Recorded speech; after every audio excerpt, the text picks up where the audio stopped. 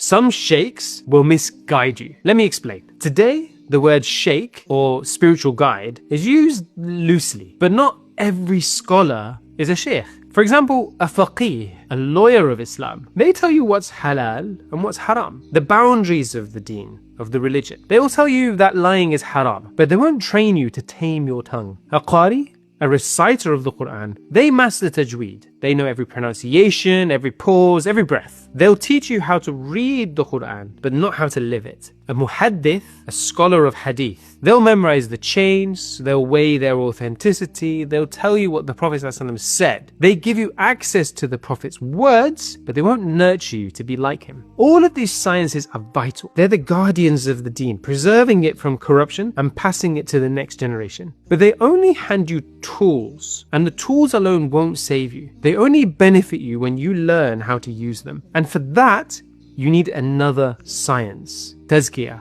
purification of the heart. Tazkiyah trains you how to live Islam. It doesn't just tell you to lower your gaze, but it teaches you how to do it. It doesn't just show you how to recite the Quran, but how to embody it. It doesn't just recount the Prophet ﷺ's stories and words, it molds you to imitate him. Even Imam Ahmad ibn Hanbal, the great jurist and scholar, would sit at the feet of Bishr al-Hafi, a master in tazkiyah, because he knew knowledge without purification is incomplete. Otherwise, we become what the Quran warns us against. مَثَلُ الَّذِينَ حُمِّلُوا التَّوْرَاةَ ثُمَّ لَمْ يَحْمِلُوهَا كَمَثَلِ الْحِمَارِ يَحْمِلُ أَسْفَارًا. The example of those entrusted with the Torah and who fail to uphold it is like a donkey carrying books. A donkey can carry books, but it will never live their meaning. It has all the tools, but it never uses them. And unless we learn tazkiyah, neither will we. If a scholar masters their science but doesn't live it, know they can never be a guide. These are the very people the Prophet ﷺ warned us about. Ulama as-su',